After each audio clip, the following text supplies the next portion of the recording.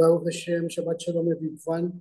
Baruch atah Adonai Eloheinu melech haolam asher kishanu natan lanu Torat emet v'chayi olam noteh betochenu. Baruch atah Adonai noten Torah. Blessed are you, Lord God, King of the universe, who gave us the Torah of truth and implanted eternal life within us. Blessed are you, Lord, God, giver of the Torah.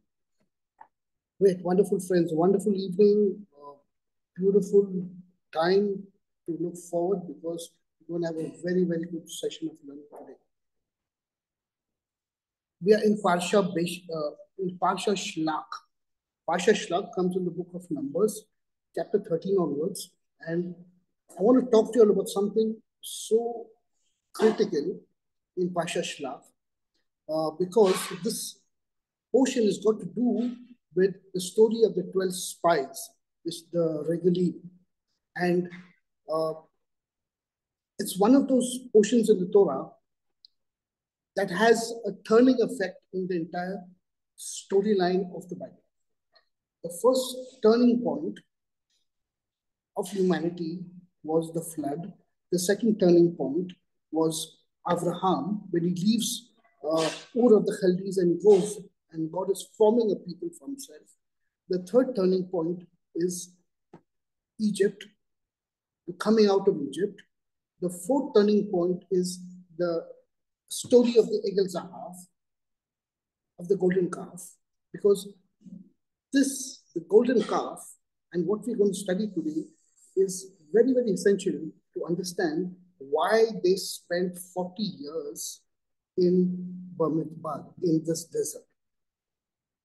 What was the underlying story in this portion that we're going to understand and read and try to learn, because when you're reading it on the surface, you're really not getting exactly what's happening because of the structural, the grammatical, the nuances, and how the Torah is actually written in the Hebrew. That's what we're going to highlight. So please turn with me to chapter 13 of Numbers, and we're going to read from Parashat Shelach. It says over there, by the Bear Adonai el Moshe lemor, and these are the words God spoke to Moses saying, Shlach lecha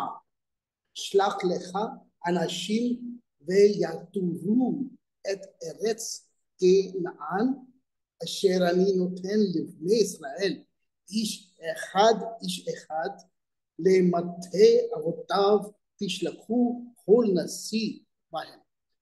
Send agents to scout the land of Canaan, which I'm giving to the Israelite people. Send one person from each of the ancestral tribes, each one a prominent chieftain among them. Let's understand what's happening first.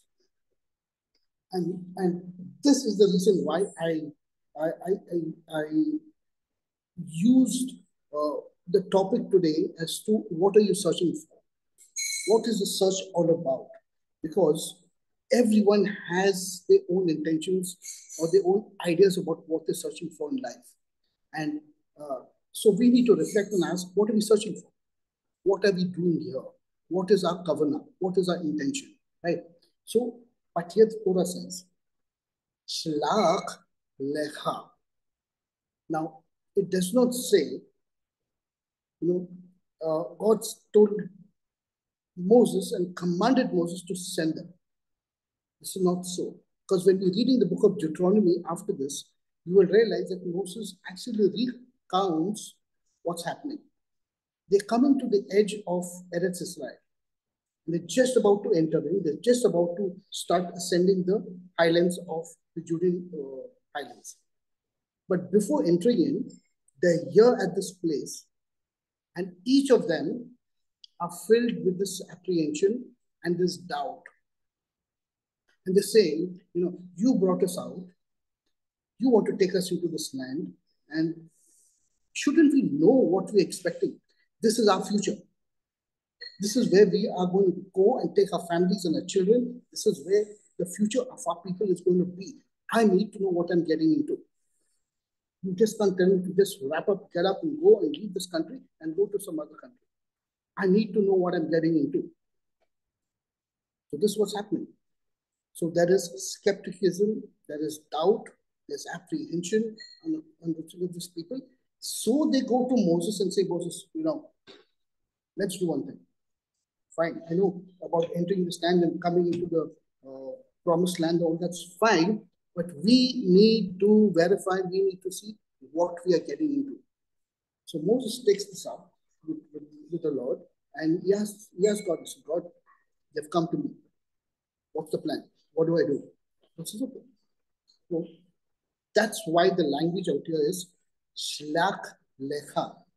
Send for yourself, Moses. The word lecha means for your own good.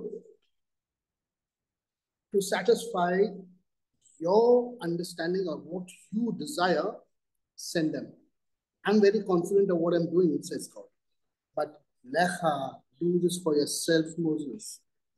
Therefore, Moses chooses and takes these 12, sends them out. Therefore, it says lecha and the sheen vayaturu. Now, the word vayaturu is from where you get the word tour in English. They were supposed to go on the land. God told me this, go to the land, look around, see, get a feel of the land, of the air, the water, take a dip in the river, eat of the fruit, enjoy it, and come back. You see that what I'm going to give you is something really good. But the intentions of the people were different. Intentions of the people were to go and spy the land. They never wanted to go and see how beautiful it is and how good what God is giving them. So let's go and check every crook, every corner, what kind of people, what this, what that. Is it good? Is it nice? Are the people friendly? Are the people aggressive? Are we going to be able to live with them, or we have to destroy them, or what is our future all about? Because the word for spies is regalim.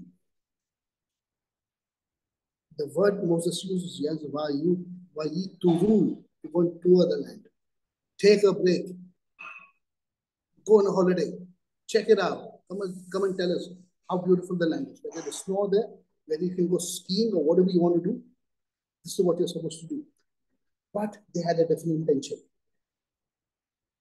Moses chose 12 of them, sends them into the land, and then it says, Vaishlach otham Moshe middaber Paran, for Brahmamidbar Paran, Al-Pi Adonai, according to the words of Adonai. So Moses takes us to God, and God is talking. Okay, y'all want this? The people want to verify everything. Let them go and do this. So according to the instructions, Moses takes out the 12 and sends them. And then it goes on to say, these are the names of the tribe, Shimon, Shammua, Ban, Jacob. It gives all the 12. Now, I just want to say, because I think 2 years ago, I stressed on these 12 names and how these 12 names have a very spiritual meaning on the overall effect of the outcome of this exercise. So I'm not going to get into at this point of time, but I'm going to understand 3 different levels of what is God's plan, what is Moses' plan, and what are the intentions of the people. If we are able to differentiate between these 3, we have a very good understanding of what's happening. Okay. So now let's jump to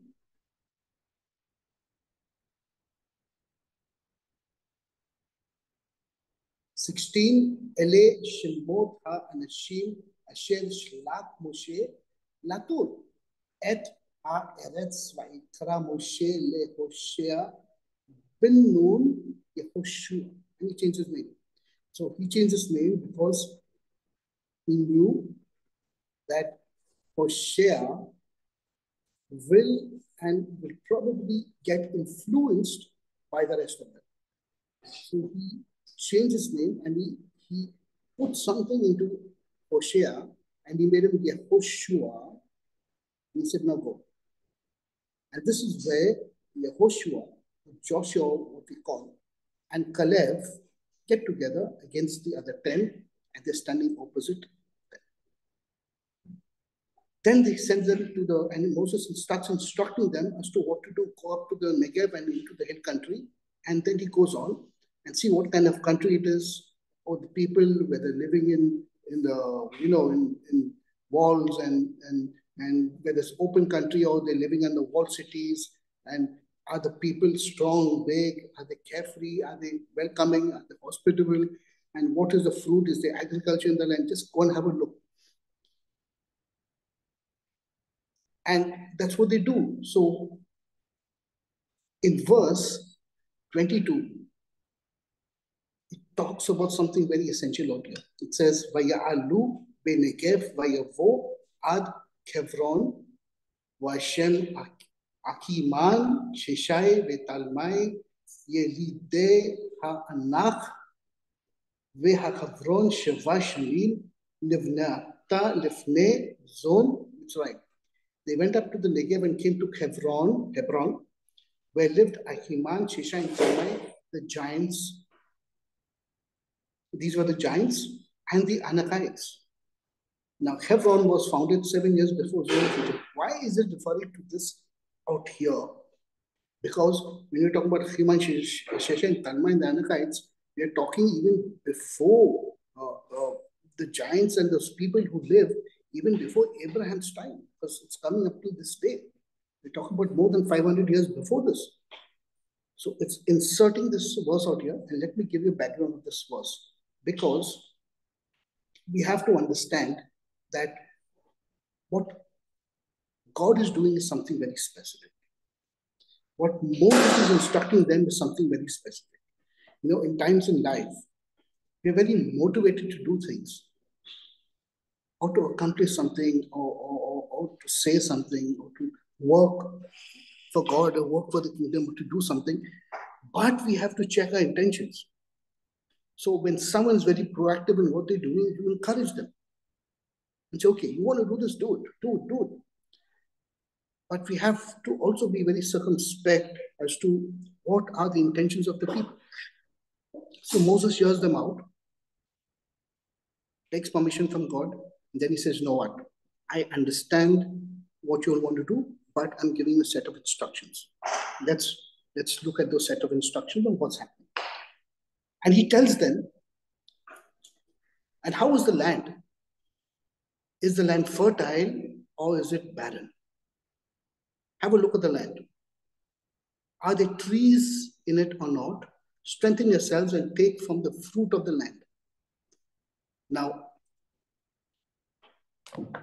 this is very, very interesting, because Rabbi Ben Zachariah, one of the sages of Israel, commented and said, this instruction from Moses comes from a place because Moses understands where the children of Israel are coming from, or what is their state of mind. The episode before this is a story of Miriam and Aaron, who get punished for speaking against Moses. And after that, about the meat, right? And God is punishing them, and a whole lot of stuff is happening out here. Are they ready to enter into the land? Let's look at God's plan. First, let's look at God's plan. Then we will look at Moses' plan. And then we will look at the people's intentions. What is God's plan? God's plan is to reactivate the Garden of Eden back again in Eretz Israel, because that was the original site of Garden of Eden. It's very, very important to understand that. When they left the Garden of Eden and they spread over all the earth for 2,000 years until Abraham, were the days of darkness and chaos on this earth, and people just done whatever they wanted, and they were away from God.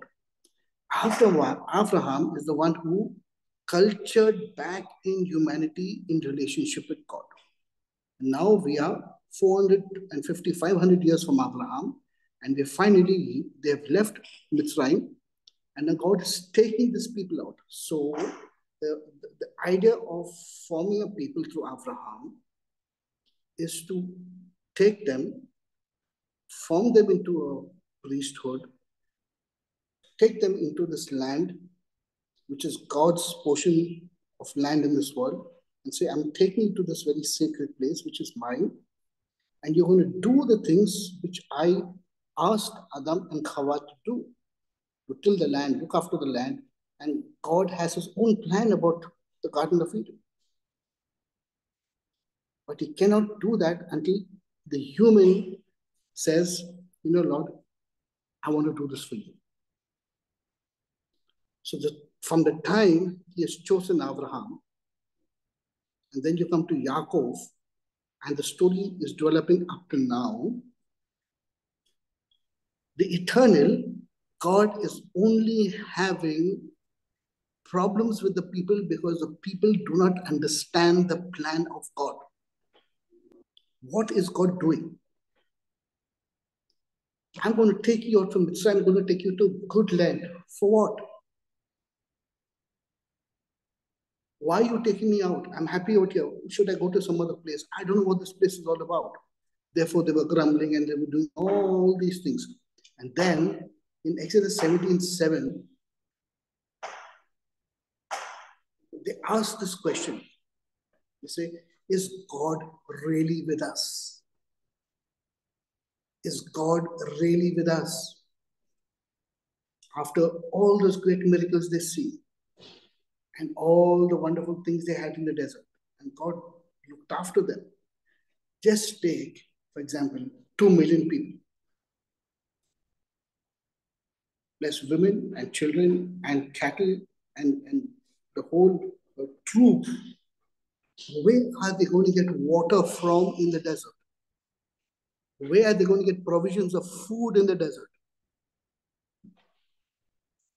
Imagine how they were provided for in every possible way. Yet they grumbled, and yet they rebelled. Why? Because they never understood the plan of God. And this is so important, that God is forming them as a people, bringing them into this land, recreating the Garden of Eden all over again. And the land, as I said before, it's called Eretz Israel because Eretz comes from the word Ratzon, will, is the will. Israel has got its own will to serve its creator. So the land will only respond to the people who are chosen by God to keep the land, and that's the Jewish people. But if the Jewish people are doing the right things and following all the commandments, the land will respond in its beauty. If they don't, the land will throw them out, as we have seen the story of what happened subsequently as the Bible goes on and on in its timeline. How is the land? Moses is telling them. So we understood God's plan, right? And I think, and I'm very, very sure that somehow we from the Gentiles have no clue about this. No clue as to why the land of Israel is very, very important in the biblical timeline. Most Christians are not bothered. We're not bothered that, okay, Israel is there, it's for the Jewish people, it's fine, okay, they're here, God is with us, it's fine, we're doing.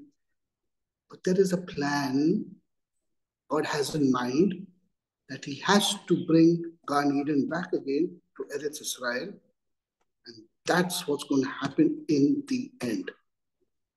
Irrespective of what's happening in the world. Today, the Gentile world is taking a stroll because the sun is out. Oh, we're seeing wonderful things of God happening in the world, and God is this. All that is fine. You're just taking a stroll out in the sunshine. Trust me.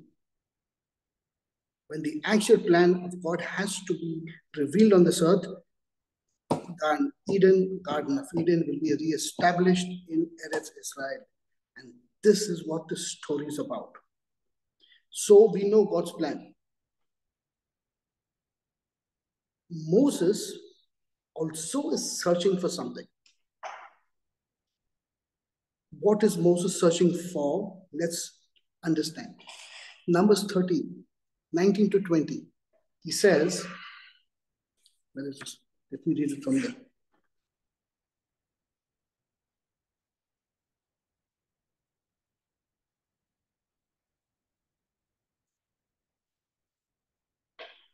He says, Uma haaretz ha-shemena hu im raza hayeshev ba'etz im ayin. Vehit chazachtem ולקחתם מפרי הארץ והימים ימי בכורי ענבים. When you go to the land, check, he says, what is the condition of the soil?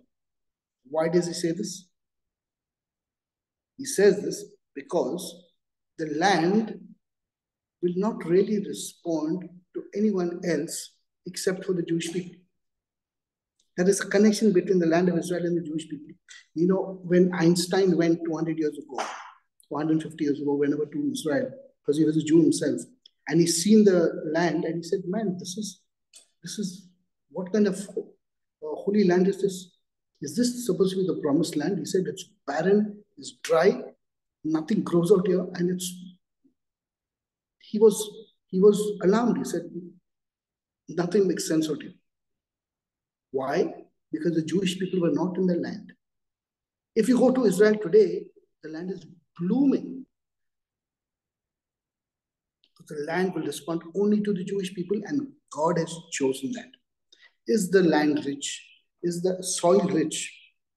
Or is the soil weathered out by agriculture and they're not keeping the land properly and they're just tilling the land and they're sucking out all the strength of the land? What are they doing?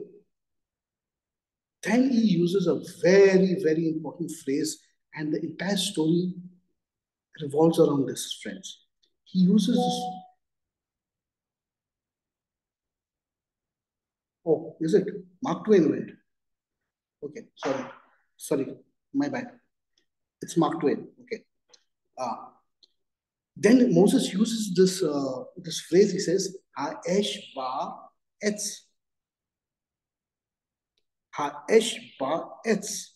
Now, those who are studying the Hebrew, it's very, very, very important to understand what is Ha'esh ba etz is. Ha'esh means the reality or the reality of etz. Ba, Eshba, what the reality that's happening about Etz.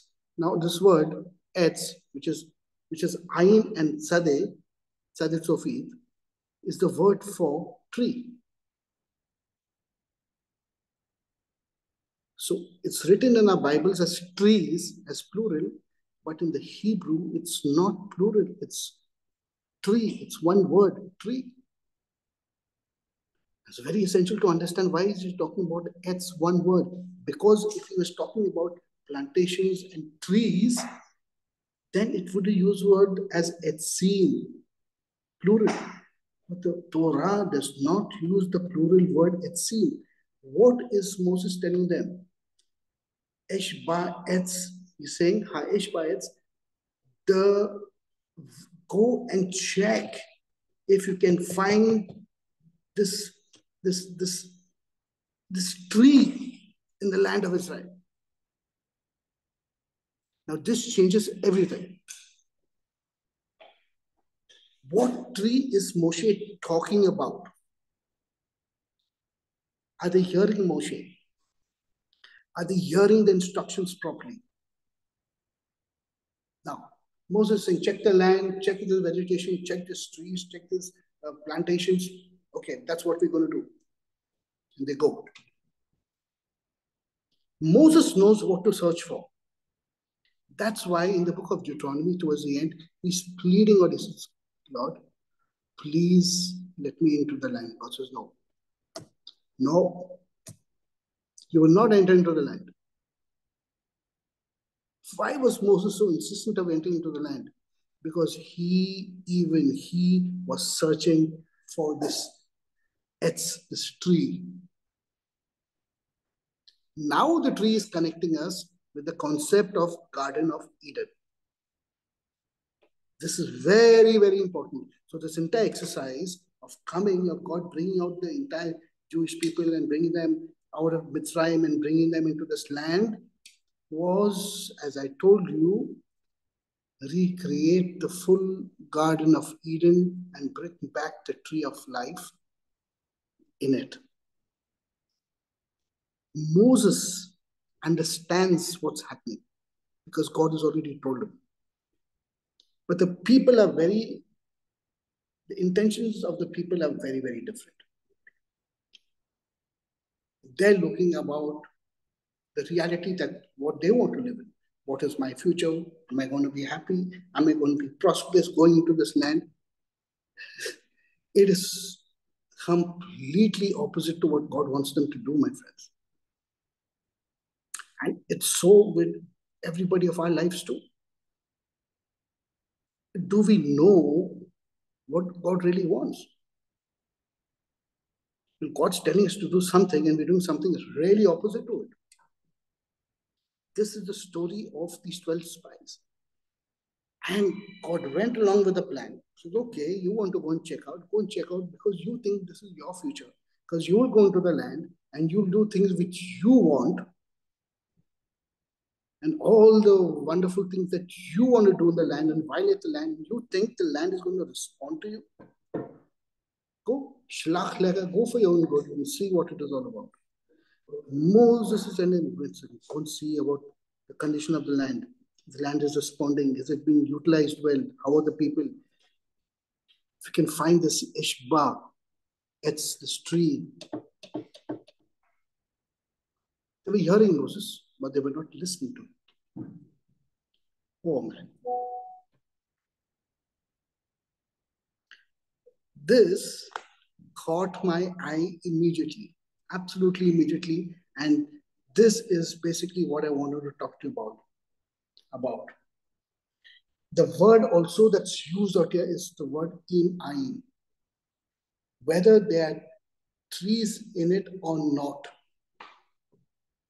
This word im ayin is a very, very interesting word because it's giving you the complete opposite of something of esh or reality. The word yesh, which is yod shin yesh, is nature, reality in Hebrew.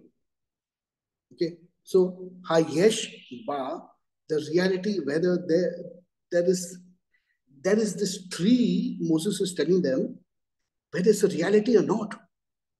Search for it. Why do you think Abraham came and he was traveling the length and breadth of the land? He was searching for something. Now whether that tree is a tree or is it a divine being or is it a person that's referred to a tree in the land, that we're not clear about. So there can be speculation. The Jewish sages have said, we're looking at something like the office of the Malki Tzaddik or some righteous person in the land who's considered the tree who can have Mashiach qualities, right? All that stuff. And this is what the speculation is all about. So Moses pointed them to that. Now, im ayin is the counterbalance to yesh. Yesh means it's there, it's produced, it's the reality. And im ayin, because ayin is nothingness. Is it filled with the fullness of this yesh, or it's a level of nothingness?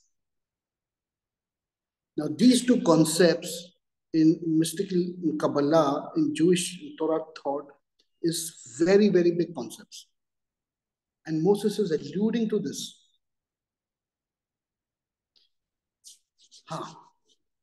But we know for a fact that this world that we live in is not devoid of God because God inherits all things. He's part and parcel of all of creation. Everything. In the book of Jeremiah, I think he says, in Jeremiah 23:24, God says, do I not fill the heavens and the earth? And the fullness of me is everywhere.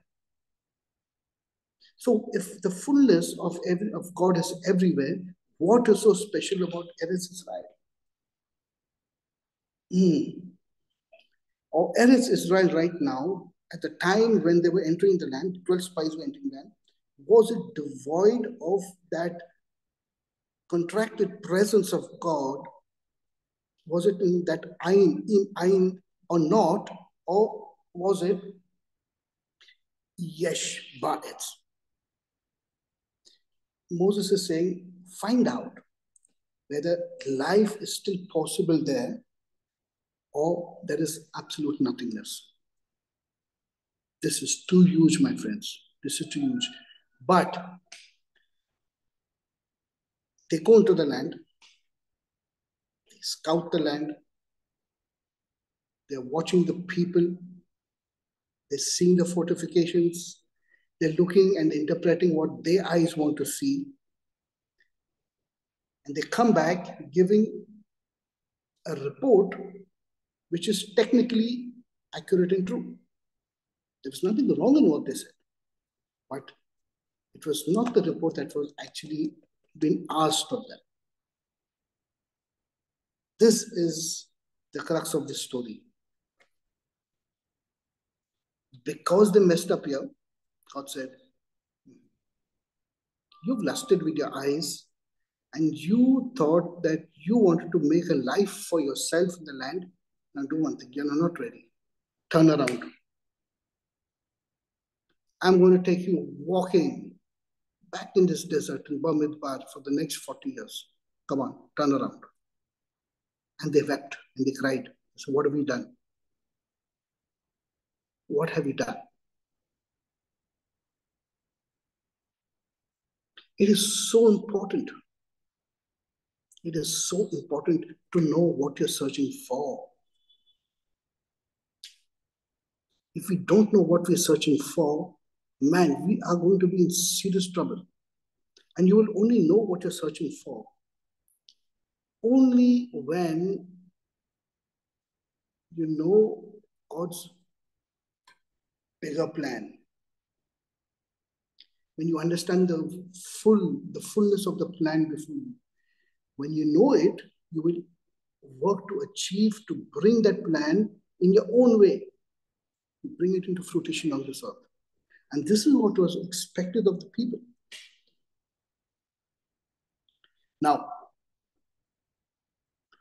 the name Yodevave, as I told you all before, and I've explained to you all before, is related to the word Mehave. Mehave. And Mehave is basically alludes to God's creation of the world. It means Mehave means to bring something into being. It's got the time signature with it that every snare, every second, God is bringing something into being. And that's got to do with Yod-Heh-Vav. Because God will only know, he says, you will only know me by my deeds, by what I accomplish before you, what I show before you, what I emanate before you, you will know me because of that. Till then, you're not going to know him. Even Yeshua says the same thing in the New Testament. He says, you're questioning this and asking me this. He says, I've done so many things before you and you still don't believe. If you don't know me by my what I've done, by my deeds, then what is the point?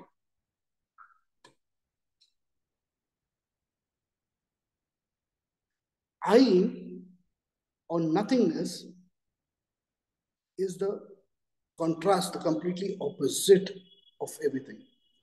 Havaya, or Yod-Heh-Vav, is the fullness of emanation, second by second, flooding this world and creating, enduring, sustaining every second. But Moses is studying that to look for a nothingness there. If there is a complete nothingness, if there's chaos, if there's darkness, if there's nothingness of it, or this land is full of the Ish, Haish, Ba'etz. Alluding to, Moses knows that they have been trained, picked out as a people, as a priesthood to go and to bring the Garden of Eden back again in the land of Israel, my friends. This is the centrality of this theme. There's nothing more than that. Now, how does this fit with New Testament theology? How does this really fit with New Testament theology? That's the question we need to ask. Because New Testament, the storyline of the New Testament is so constricted to salvation of the Jewish people first and the ingathering of the nations, because the nations are coming in now, that is not really giving us the full picture of what God is wanting to do. If God is doing this in the Old Testament, then he has to bring this into fruition in the New Testament and after that. This is why in the book of Acts, in chapter 1, they asked Jesus, Lord, Lord, is this the time you've come to restore the kingdom back to Israel? Jesus doesn't tell them, it's not for you to know this. It's not for you to know the time. This is not the time for it. He says, you go back, go to Jerusalem, wait for Gevorah, might to be given to you from high. And then go into all the world, preaching the gospel and making disciples of all men. When the kingdom will be set up in Israel, that is only the Father knows the time. We're looking at something very different. In other words, Moses is telling them, just verify. When you're entering and you're touring this land, is this land connected to Yod-Heh-Vaveh, to Havaya, or it's a nothingness? Or God is just not there with us? In Ain, nothing. That is what they should have brought back. But you see, even those words of Moses come from a place of, let me verify, be doubtful. God knows what he's doing. He's telling you, get up and go into the land, just go. Or you want to second guess God, you're going to ask him, but why are you sending me to the land? What's the plan? Tell me, what am I going to get out there? Am I going to have a good life? What about my children? What about this? The human nature is such that we want validation for everything. We got to know our next step. And if you're talking about the human level, so that's appropriate, right? Because we have to operate in this world. We have to know what tomorrow is and anticipate what tomorrow is, or have an understanding that this is possible tomorrow. So let me prepare for it today. But you can't do this with God. You have to trust God completely and blindly. Your faith has to be, that's it. I know God has told me to get up and go. I'm going. I don't know where I'm going to get water from, where I'm going to have a house. I don't know whether I'm going to live or die or that. I have no idea. But if God is telling me to do it, I have to do it. So the intervention of the 12 spies were, the intention of the people were completely different from God's plan. Moses, seeing this, said, I'm not going to take responsibility for this. I have to ask God. Then Shelach lecha, go, send them for yourselves. Create friends. So they go into the land and they come back. And Moses' doubt is different from the people's. The people have no clue. Moses' doubt is very cunning. See, Moses is a very cunning guy. His doubt is whether God is really connected to this land, yes or no. Whether Garden of Eden is possible or not. What is God intending to do? Because God has told me this is what's going to happen. But I also need to verify this. Man, God is also looking at Moses and he's saying, Moses, I've revealed so much to you, and yet you're still having that small doubt. And towards the end of this entire story, in the book of Deuteronomy, you see Moses doesn't really have a very good relationship with God. In the end, he is tired, he is frustrated, he's constantly complaining, he's agitated with the people, and he keeps blaming them, because of you I cannot enter the land, because of you all done this, and in that place this what happened, and this, and he is on a different level of stress. The duress in Moses is into, that duress plays out when he goes and instead of speaking to the rock, the culmination of all of that, he goes and he strikes the rock and water comes out. God says, this is it. This is it, Moses. Now you've joined the people too. You're not going to enter into this land. Oh, but check the fruit of the land. What do they tell him? They said, the land is such that it swallows up its people. It swallows up its people. What kind of land swallows up its people? You can give something good, you can give a good land, but you get bad people inside, you're going to have problems. The land is rich. The grapes which they cut, they had to hang it on a stick, and two people had to carry the cluster of grapes. It was so big and huge. Pomegranates and the figs, it was so huge and awesome. The land was, it was just flowing. But the bad people were in the land. And because of the bad people in the land, there was violence and everything. All the children of Ham, the allotment was for Shem, not for Ham in that land. So God says, you will enter into the land. When you enter into the land, you will destroy all these people. Now starts an analogy, which I'm going to explain to you, that entering into the land, it's like entering into yourself. Because when you enter into the land, they have to fight the tribes in the land. Who are the tribes? The Hivi, the Yevusi, the Kanani, all the 7 tribes. And the 3 tribes of Ammon, Moab, and Kenites. So there were 3 outside the land and there were 7 in the land. What is 3 and 7? What is 3 and 7 of them? I'll take out the names of all the tribes. Yeah, because in the book of Genesis, God promises to Abraham the land of Canaan, which comprises the territory of the nations. The Kenites, the Kenzites, the Kadmonites, the Hittite, the Perizzi, the Rephaim, the Amorites, the Canaanites, the Girgashites, and the Yebusi. There are 3 and the total 7, the total 10 tribes that inhabit this entire land. And the 3 refer now to the Sphirot. The 3 on top and the 7 emotive, the 3 cognitive and the 7 emotive. This is what they had to conquer. Friends, the inner workings of the Torah, the inner workings that a person needs to understand the emanations right up till Malkut kingdom inside of him. Whoa.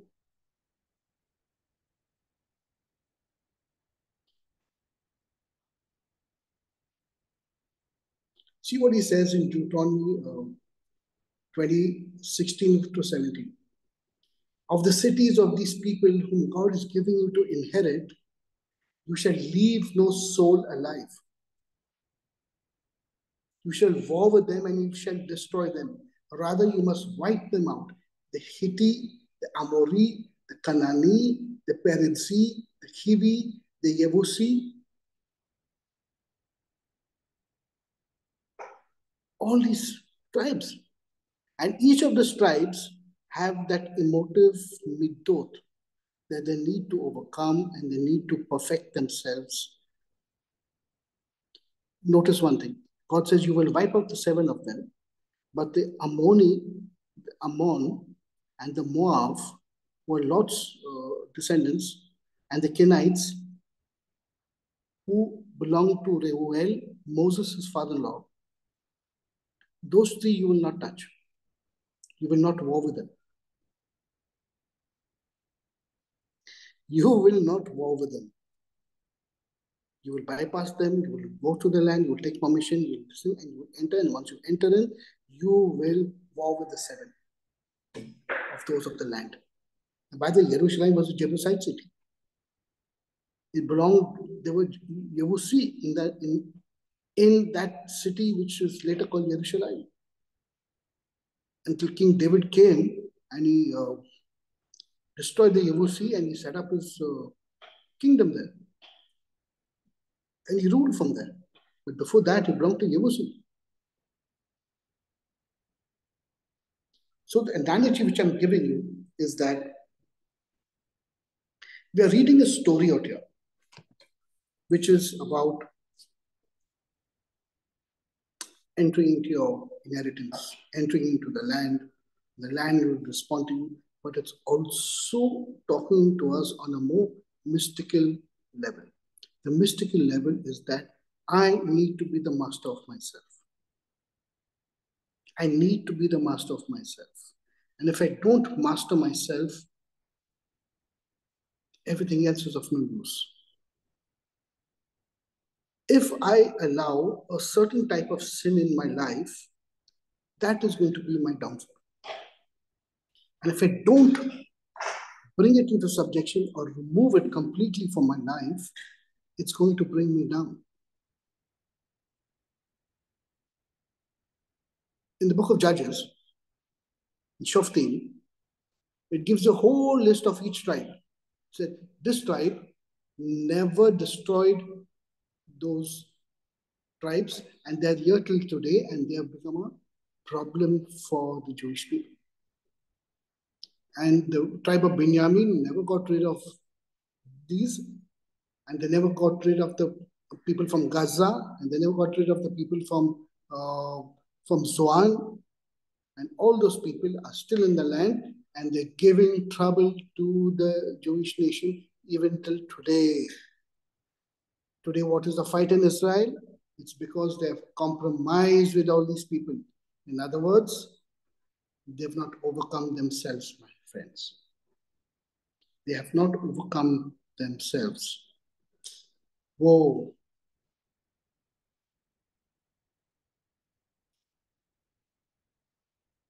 So, when I look at Moab, and I look at Ammon and the Kenites, there is another aspect to that, because Og of Bashan and Sihon, these two kings represent two levels of, I don't have the time to explain this right now, but they represent two levels of klipa, or the outer shell casing of a person that separates them from God. And that needs to be circumcised. That is the kind of circumcision that's required for them to enter into the land. That's why God brought them, crossed Moab and came there. And the first two to go were Og of Bashan and Sion. And once that circumcision happened, then they entered in and they started warring with the tribes. So Ammonites, Moab, and the Kenites represent a different level of knowing God, a kind of circumcision before you really get to know God, right? That's a different level of spiritual knowing, edut, knowing. And I think this is what Rav Shaul means also. He says, be transformed with the renewal of your mind. Because truly when your mind is transformed, then your heart and everything slowly is the entry point for your salvation. It's the entry point for you to be circumcised in your inner being, not only a physical thing. Just as God gave the Jewish people the physical land to live and to thrive in, He also instructed them very clearly about the spiritual level that they all had to overcome. You and me, just as God has given us the spiritual level to overcome, but there's also a physicality of purity in our physical bodies which we need to accomplish and do. It works for both. It cannot work for them and not for us, and for us and not for them. No. So, What do we take out from the story? What we take out from the story is that there are two levels of functionality happening at all times in the Bible. What level are you reading the Bible from? One. Second, what is the big picture and God's plan actually, and what is it centered around? This is very surprising. It is only centered around bringing Garden of Eden back, and He's chosen a nation of priests to do their job.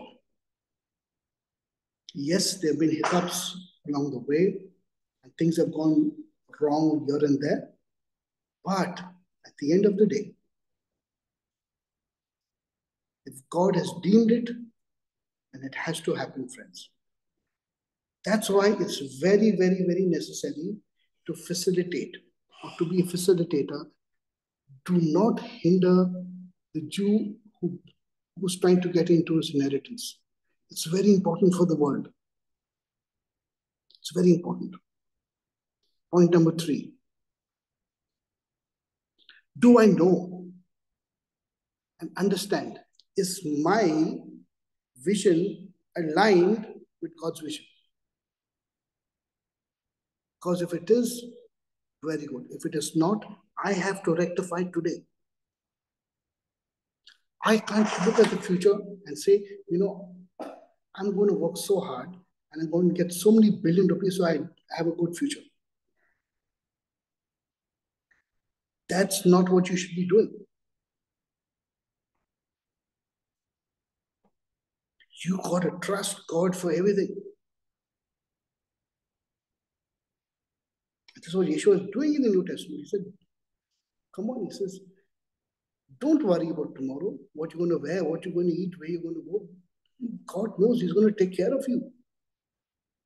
Sufficient is the day, is the evil of the day. War today, overcome today, and be sufficient in what you have today. Tomorrow will take care of itself. But no, we want to second guess God. We want to look beyond what God has told us and try to second guess and say, what does God mean by that? He's going to give me this, He's going to give me that. No. And then what happens is, because of our foolishness in this regard, we tend to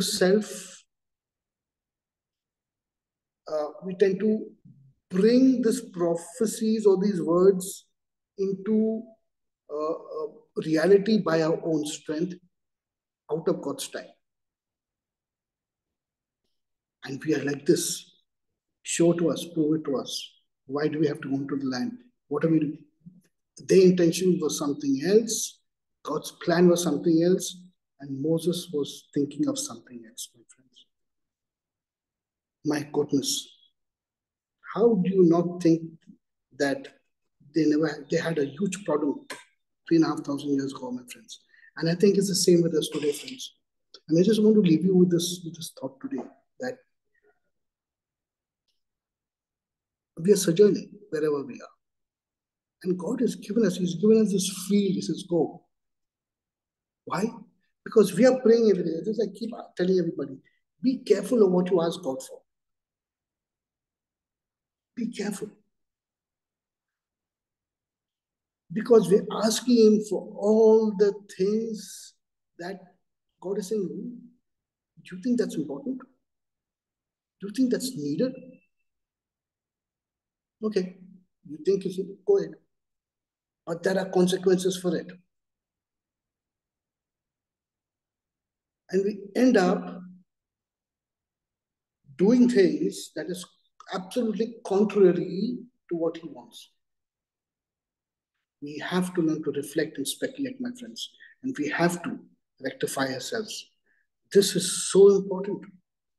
God is saying, go and scout the land and just take a holiday, take a break. Turu, take a tour. But I want to go like a regalim. I want to go and spy out. What's this? Is that good for me? Will I? Oh man, using my own wisdom and understanding. I hope we come out of this with something to understand, that we learn something. It's very, very important.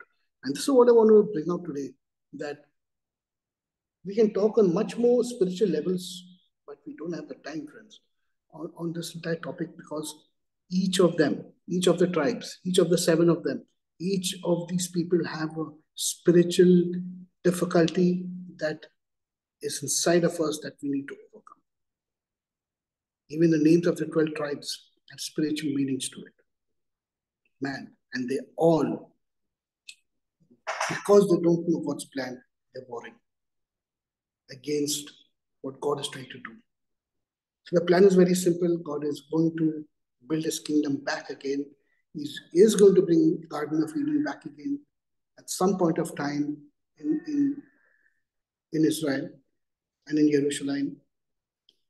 And if we don't know it, today is the day to know it. Today is the day to work towards it, to build the kingdom, because Jerusalem's the place to be. God bless each one of you all. Shabbat Shalom. Take care. Have a wonderful weekend. See you all tomorrow for prayers in the morning at 7 o'clock. Please come.